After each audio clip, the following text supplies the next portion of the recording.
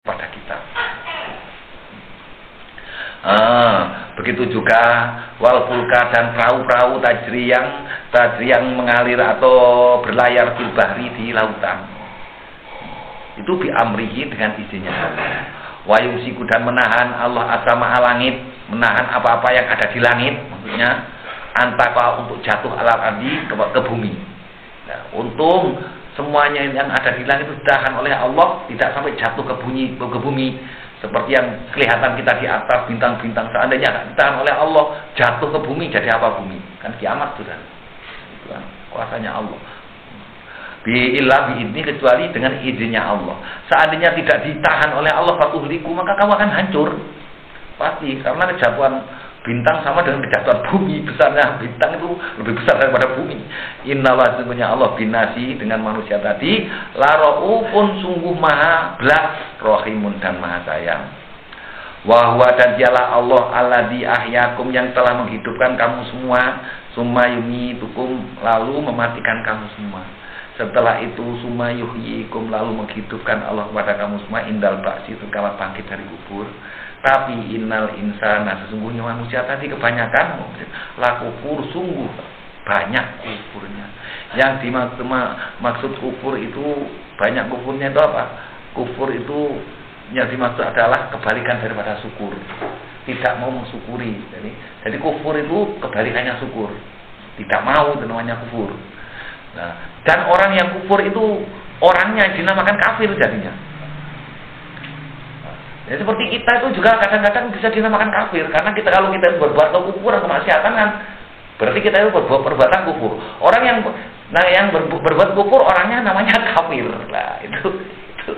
Jadi kita itu tidak kadang-kadang kalau kita mau introspeksi diri ya kita itu banyak kafirnya, banyak fasiknya, kadang-kadang juga munafik itu jadi kita. Jadi ini supaya kita itu tahu bahwa yang dinamakan kafir itu bukan berarti orang yang tidak percaya kepada Allah. Percaya kepada Allah tapi melanggar, itu namanya juga kafir. Kan kita tahu setan sendiri itu sudah anunya Allah. Kalau makhluknya Allah juga kalau minta setan itu juga minta kepada Allah, minta kekuasaan kepada Allah. Dan setan itu yakin percaya kepada Allah dan juga mintanya kepada Allah. Tapi setan sendiri adalah rajanya orang kafir. Apa? Karena setan tidak mau diperintah oleh Allah, menentang perintahnya Allah. Jadi bukan berarti kafir itu orang yang tidak percaya kepada Allah. Percaya kepada Allah tapi tidak mau melaksanakan perintahnya juga namanya kafir. Nah, kita sering berbuat kafir apa? Kalau kita nggak sholat. Perintahnya Allah itu sholat 5 waktu, kadang-kadang repot sibuk tak sholat dina eran kebain. Waktu kita itu meninggalkan sholat itu juga kita itu termasuk orang kafir kan gitu. Jadi itu. Di situ anunya yang perlu kita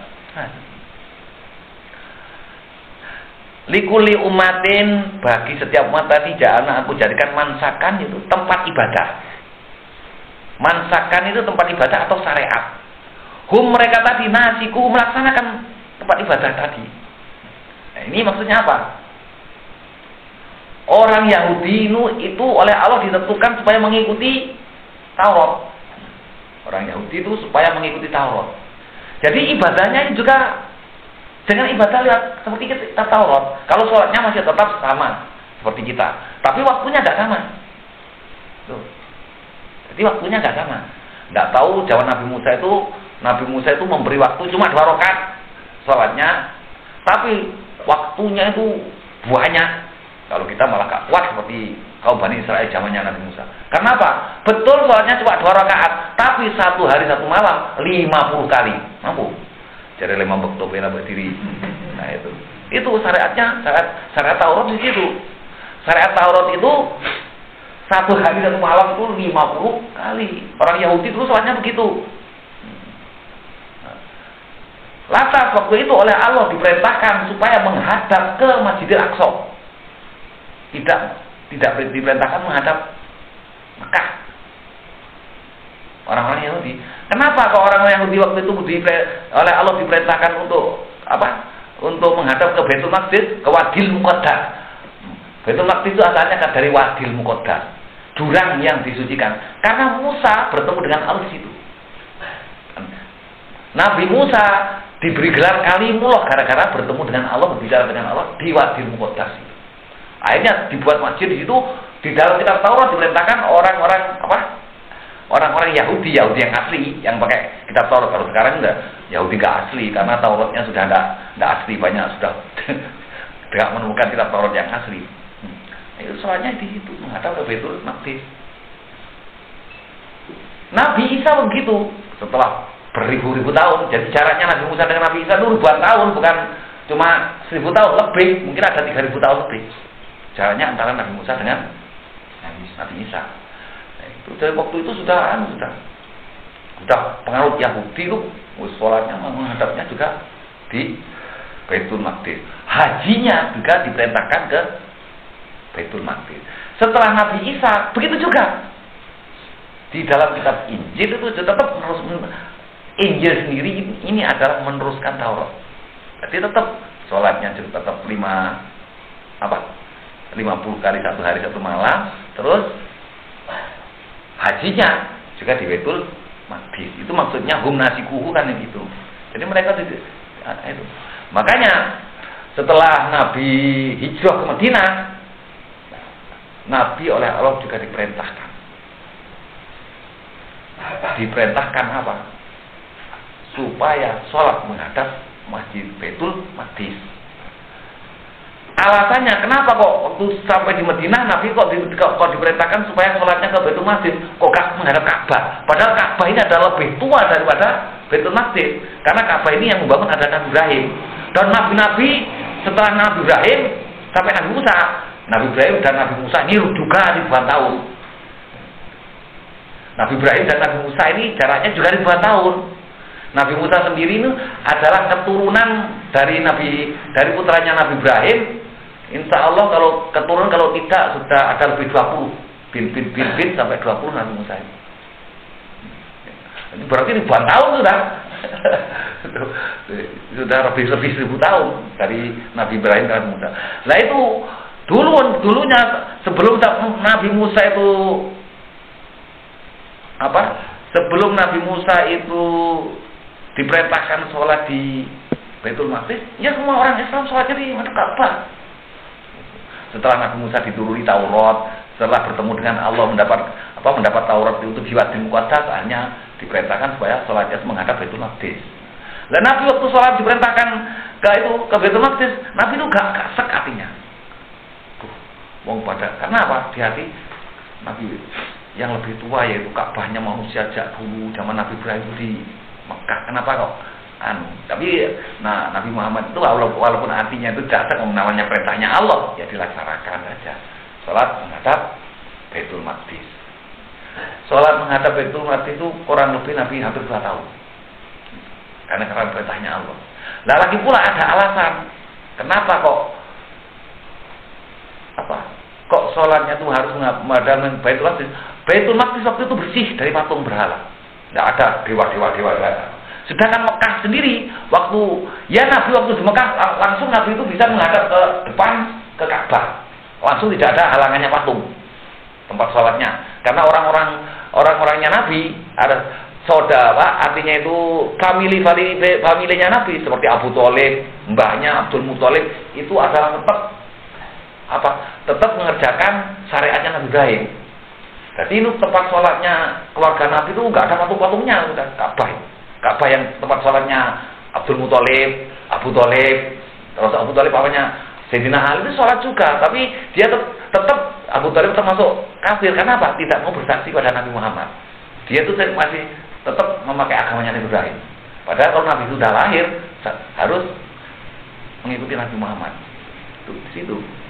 Nah itu alasannya karena banyak patung-patung itu, akhirnya Nabi kalau jauh kan berarti kan juga akan ada patung di Mekah waktu itu dikelilingi oleh patung sebanyak 360 patung. Berarti katanya orang-orang yang musyrikin sana 360 dewa, 360 Tuhan katanya orang-orang musyrik. Jadi itu alasannya Nabi kan gak boleh waktu di Madinah tidak boleh sholat menghadap Ka'bah, tapi supaya sholat itu Ka'bahnya menghadap Baitul Maqdis. Baru setelah 2 tahun itu Nabi itu tetap hatinya tuh mohon kepada Allah, tetap mantepan di menghadap ke Ka'bah. Akhirnya Nabi waktu sholat asar dapat 2 rakaat, malaikat Jibril itu turun. Artinya Nabi itu asalnya menghadap ke timur, di depan langsung dihadapkan ke Ka'bah. Nah, itu mulai itu. Makanya di masjid di Madinah itu kalau orang-orang haji pasti sudah tahu masjid kiblatain, masjid 2 kiblat. Itu kan gara-gara 2 rakaat Nabi itu salat asar menghadap ke Baitul Maqdis, yang 2 rakaat yang terakhir menghadap ke Ka'bah. Peninggalan kan ada namanya masjid kiblatain. Itu. Akhirnya Nabi mantap sudah kalau sudah menghadap ke Ka'bah itu. Nah, setelah Nabi itu diutus juga memerintahkan semua manusia harus sholatnya, walaupun itu penganutnya Nabi Musa, walau yang namanya Yahudi, maupun penganutnya Nabi Isa yang namanya Nasrani, yang kalau sholat harus menghadap Ka'bah. Dihapus sudah kiblat yang ada di kiblat yang di Baitul Maqdis dihapus. Jadi semuanya harus menghadap Ka'bah. Itu setelah Nabi terakhir itu. Makanya orang-orang Madinah itu walaupun asal itu orang Yahudi dan orang Nasrani Najran, itu sholatnya ya seperti kita juga. Walaupun dia itu memakai kitab Injil maupun Taurat yang asli, yang menghadap ke Ka'bah. Karena memang kalau sudah Nabi itu yang terakhir itu lahir, ya harus mengikuti syariatnya dia. Itu. Maka kalau yang dulu itu memang dibuat demikian oleh Allah. Jadi setiap kaum itu ada syariatnya. Yang mulai Nabi Musa itu maksudnya ada syariat tersendiri. Untuk itu fala yunaji'unaka, tidak akan maksudnya janganlah kamu bercekcok, artinya itu rebutan masalah itu fil amri dalam perkara ini. Wadamu, dan berdoalah ila rabbika, kepada Tuhan kamu. Innaka, sesungguhnya kamu Nabi Muhammad, sampai dipuji oleh Allah, la'alahu, dan sungguh di atas petunjuk, yakni agama mustaqim, yang benar, yang lurus. Wa in jadaluka, apabila mereka itu orang ahli kitab tadi berbantah dengan kamu, berdebat dengan kamu, fakul, maka katakan Allah, adapun Allah a'lamu, yang lebih tahu, bima, dengan apa-apa tak malu yang kamu kerjakan. Allah ya Allah lah yahkumu, yang akan menghukumi bainakum, di antara kamu. Ya, memang ada dulu ahli kitab yang ngengkel, tetap saja mau sholatnya menghadap ke Baitul Maqdis walaupun sudah Islam. Ya, maksudnya kalau maksud demikian sudah, yang kelak Allah yang akan menghukumi yaumul qiyamati fima, dalam apa-apa kuntum, yang keadaan kamu di dalam tadi tahtalifun, kamu berbeda pendapat. Tapi akhirnya ya enggak dipaksa oleh Nabi. Kalau kamu masih tetap menghadap Baitul Maqdis, berarti sudah kafir. Karena apa? Itu karena kalau syahadatnya saja kan gitu, asyhadu alla ilaha illallah, bersaksi tidak ada Tuhan kecuali Allah, gak sah kalau cuma gitu saja. Kalau kita tidak syahadat wa asyhadu anna Muhammadar Rasulullah, dan bersaksi sesungguhnya Nabi Muhammad utusannya Allah, tapi kita harus mengikuti itu mengikuti Nabi Muhammad. Jangan mengikuti Allah tok, tidak mengikuti ajaran Nabi Muhammad, tidak sah jadinya. Seperti Abu Thalib. Abu Thalib bapaknya Sayyidina Ali tetap sholatnya sholat. Memang itu penganutnya Nabi Ibrahim. Dia tidak mau bersaksi kalau Muhammad utusannya Allah, ponakannya sendiri, dan membela Nabi Muhammad sampai mati-matian. Tapi tetap saja menjadi kafir kalau tidak mengikuti Nabi. Nah, itu kan sekarang mulai ada juga ini. Kebanyakan sekarang ini kadang-kadang cuma mengambil Al-Quran, Nabi tidak diambil. Contohnya seperti apa? Sholat itu cuma 3 waktu yang ada di Quran, jadi itu yang wajib. Nah, ya kan tidak mengikuti Nabi. Dulu Nabi sholat 3 waktu, 5 waktu kan begitu. Gitu. Karena menafsiri Al-Quran dengan akalnya sendiri. Banyak yang begitu. Menafsiri dengan sendiri. Makanya sampai Nabi beri rambu-rambu, jangan menafsiri Al-Quran dengan pikirannya sendiri, tapi harus kembali bagaimana Nabi menafsirkan, dan begitu. Banyak. Ya, gara-gara penafsirannya saya enggak berbeda pendapat. Ya, seperti Khutamin Nabiyyin. Itu menurut akalnya orang sekarang, Khutamin Nabiyyin berarti stempel para nabi. Jadi seandainya sekarang itu ada orang yang mau mendapat stempel dari Nabi Muhammad, Nabi Muhammad itu memegang stempelnya para nabi, ya bisa jadi nabi. Akhirnya banyak yang mampu jadi nabi. Terus pernah saya tanya, bagaimana Nabi Muhammad itu sudah mendapat caranya mendapat stempel dari nabi? Katanya, wah kalau masalah itu cukup kita baca apa katanya. Ya alasannya begitu, wah tak masuk akal juga pikiran saya. Itu karena apa? Karena menafsiri itu Al-Quran tidak mengikuti bagaimana Nabi menafsirkan. Padahal Nabi itu menafsiri walakin khotamin Nabi, menafsiri khotamin Nabi itu Nabi bersabda. Artinya